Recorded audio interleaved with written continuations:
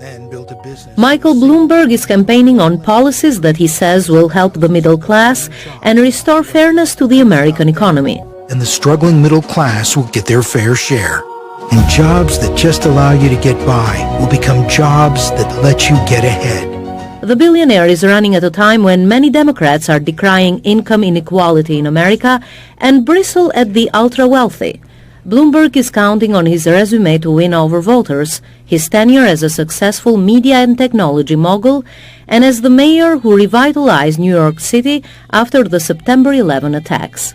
What Michael Bloomberg inherited was literally a disaster zone in Lower Manhattan, and he was able to rebuild that city in a significant way and rebuild that city through a recession. As mayor, Bloomberg instituted a law enforcement policy known as stop and frisk, which disproportionately subjected African Americans to random police checks. Bloomberg recently apologized for the policy, saying he did not fully understand how it impacted minorities, which are viewed as crucial constituencies of the Democratic Party.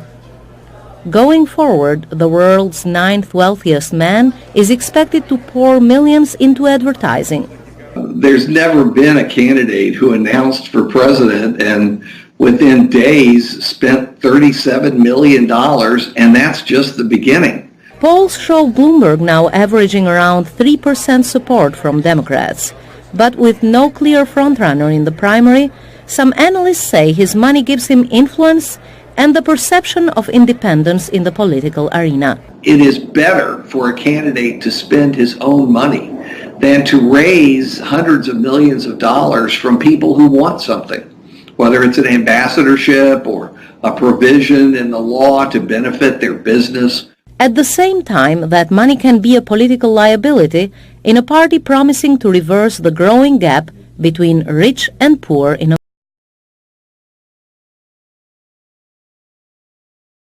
I understand that rich people are going to have more shoes than the rest of us, they're going to have more cars than the rest of us, they're going to have more houses, but they don't get a bigger share of democracy. Bloomberg argues he's the best candidate to beat President Trump with his political centrism and vast fortune. Will voters agree? Popularity is not easy to buy, says Hudak. President Trump connected with voters in a very personal way.